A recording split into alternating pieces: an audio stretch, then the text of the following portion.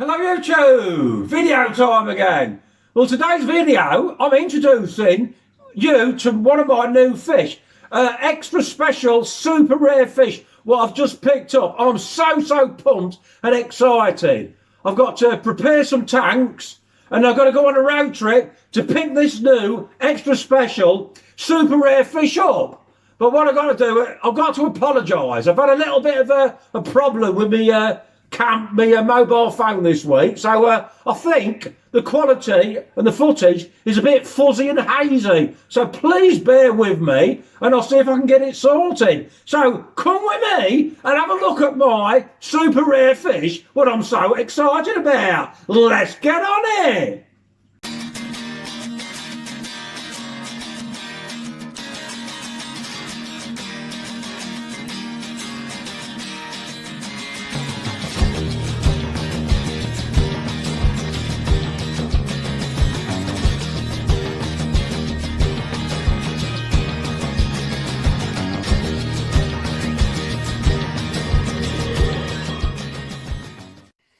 Right, this is the tank I'm going to clean out and prepare for the new fish. This is Beryl, my Jaguar. And people will be thinking, oh no, you're not getting rid of Beryl, are you? I like a Jaguar. You're not getting rid of Beryl? Nah, I'm not getting rid of Beryl. We won't get rid of Beryl, would we, Beryl? We're not going to get rid of you, mate. Yeah, so Beryl's actually, it's probably more beneficial to Beryl. Beryl is getting an upgrade. She's going into, he and she, the pair of them, are going into a 6TB2 180 in the fish room. So they're having an upgrade to make room for the new special extra rare fish, what I'm dead pumped about. Yeah, so I'll give this tank a good old scrub out and a good old water change, clean the filters, but to be honest, I might not even alter the scape. The fish what I've picking up, I reckon this scape will actually suit them. So I'll give it a good old gravel vac, clean the filters out, get it all ready, big water change, and I think that this will suit them. Hopefully anyway, if not, I can always change later. So I'll show you where Beryl's going. Right, this is going to be the Jaguar's new home. This is a 6TB2 in the fish room. It looks a bit, there's no fish in it at the moment. It's a bit milky and that, not milky, but a bit cloudy. Because I've just done like I said, I've just done a big clean out, gravel vat, clean all my sponge filters and that, like. So I think this will do them the world of good. Trouble is, it's on the bottom shelf of the fish room that the Trimac, that's it, I nearly got the tongue twisted again. The Trimac used to live in here, but he didn't do so good down here. He didn't like it. He likes to be up high so you can see him. But I think the Jags will be suited to this tank because they don't get shy. Anyway, this tank needs to clear, and we need to get Beryl, the Jag, in here. Yeah, I'll put them in. I'll put them in tomorrow, just before I go and collect the new fish. I can't wait. I love going on a road trip in the car. Going, what a better way to spend a day out. I know we're supposed to be on lockdown, really, but what a way to spend a day out driving in the car, listening to the music, and knowing you're going to get a new fish. So, like, and also I can't wait to see. There's 3 sponges there, like. I can't wait to see the Jaguar in here. I hope he puts some size on. He's got a lot more room to swim about in. Anyway, we'll have a look at the Trimac, old Churchill, and we'll show you where he's gone. So there he is, Churchill. He's a 10-inch Trimac, and there's the female, like. Oh, look at that, she's just gone through a divider. He looks beautiful, doesn't he? Do you know how long? He's only been in here about 2 or 3 hours, because I've been like sorting my tanks out, like. He hasn't been in there. He's been in there about 3 hours and he's doing fine already. I bet if I was to feed him, he'd feed. But I'm not going to. And there's his girlfriend. She's already learned to escape through the divider. Anyway, poor old Churchill's got, actually he's gone down to a slightly smaller tank, but we'll upgrade when we need to. I always like to get a new tank, a good excuse to get a new tank, isn't it? Anyway, he's not bothered. He's happy in here. You've settled and you're happy, haven't you, Churchill? Oh yes, oh yes. Hey Woods, shut up waffling on, mate. You're going to do people's head in. Anyway, I can't wait for tomorrow. Tomorrow, like, I'm going to get the jags in that tank. I'll just show you what's all cleaned out. We'll get the jags in the tank, and then I'm going on a road trip to pick me new fish up. Right, the time has come now to get whip Beryl out of this tank and get it acclimated to its new tank. But what I'll do, I'll get it out and stick a tape measure on it, because he hasn't been out of the water. Well, I don't think he's been out of the water since I had him. He was about 11 inches when I got him, I think. 11 to 12 inches. Anyway, we'll stick a tape measure on him, we'll see if he's grown. First of all, I've got to get this canopy off. I'll put you on pause. This canopy weighs a bloody ton. Well, there we go then. Let's get Beryl. Poor old Beryl. You're not going to like this, mate. But it's a wooden... Oh, I should have took the wood out first. Shouldn't have. That would have made life easier. Come on, mate. There we go. That's got him. This is going to make a hell of a splash. Oh, no, not too bad, not too bad. Let's get him on the... Oh, he's a big old chunk of a... Whoa! Whoa! Oh, he's a good 13 inches, I'd say, to the or 13 and a half. We'll say a good 13 and a half. Yeah, so he was 13 and a half inches. I was quite expecting him to be bigger than that, really. So here he is in his new tank. But he's been in here 2 or 3 hours, and I think it's going to be, they're going to thrive in here. And if everything seems okay so far. Yeah, so when I got him, he was about 11 inches. And I think I've had him about 2 years. So he's gone from 11 to 13 and a half in 2 years. So it's not very fast, but it's not just the length, it's the weight and girth. He's put on a lot of weight and girth. Anyway, that's Beryl. Settling in nicely. He's having a look in that pot. So I wonder how long it'll be before I got jag fry again. Anyway, that's a look at Beryl. We'll have a look at Churchill now, the Trimac. Yeah, before we set off on this road trip to pick these fish up, I just thought we'd have a quick look at Churchill, the Trimac again. I've actually put some plastic plants in there, but I can't for the life of me. Well, that got a bit rough, didn't it? But she's gone through this divider and she's in her own at half, hiding up there. Yeah, what was I saying? Yeah, I've put some plastic plants in here and tried to weight them down with all these rocks. But I don't hold much hope out. I don't think it'll work, but I'm going to give it a go, because I know old Churchill, he likes ripping plants up. Don't you, Churchill? You'll soon have them up. Anyway, let's get on this, and I'm going to get off on my road trip. Pick these fish up.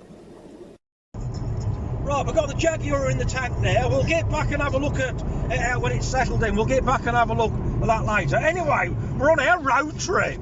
You can't beat a good old road trip, can you, to pick a new fish up? I'm really excited about this new fish. Anyway, we're travelling to Wharf Aquatics. Wharf Aquatics is my favourite fish store in the UK. So that's where we're going. We've got the radio on, we're in a good spirit, and if you live over the pond, take note of the road. In the UK, we drive on the correct side of the road. You lot over the pond, you drive on the wrong side of the road. Anyway, I'm dead excited. Let's have a sing-song. Got a girl named Daisy. She almost drives me crazy. We got a girl named Daisy. She almost drives me crazy. You can't beat a good old sing-song on a road trip to buy a new fish, can you? Yahoo! Right, I apologise for that little outburst. You must think I'm a sandwich short of a picnic, eh?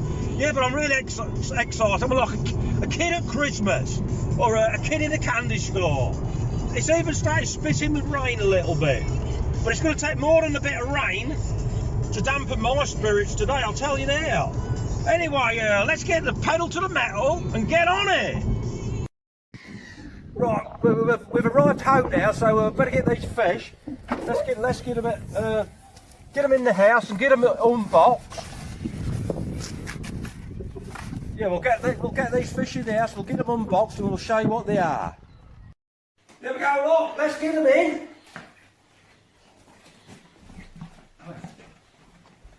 There we go. What's in the box? Let's see if you can guess what it is. I'll show you. I've got to get them out and float them in top of the tank and get them acclimated. And let's have a look.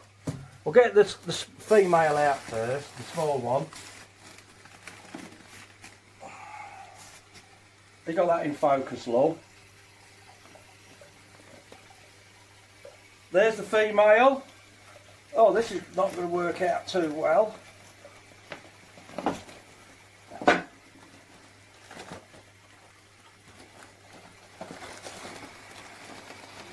That's one floating in. Stick it on pause, love, while I get the next one out. Right, here goes for the male. Come on, boy, let's have you. I don't know whether you can see it in the bag, but we'll get some shots later. Yeah, not really. Yeah, so let's get this floating in the tank.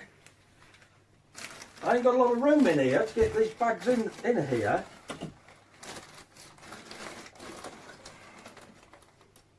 There they go. Right, we'll leave them floating in the bags. Just put it on pause a minute, love.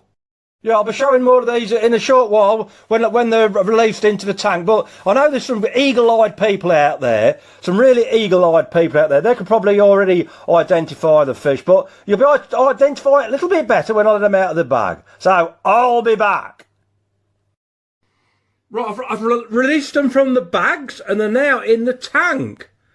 And they're looking good. Look at the colours on that guy, the male. So all you experienced fish keepers will probably know more about species. Oh, look at that, look. I'm absolutely in love with it. Look at the colours. All them oranges and reds. So a lot of people will already know what this is, but I'll tell you what it is for the people that don't know.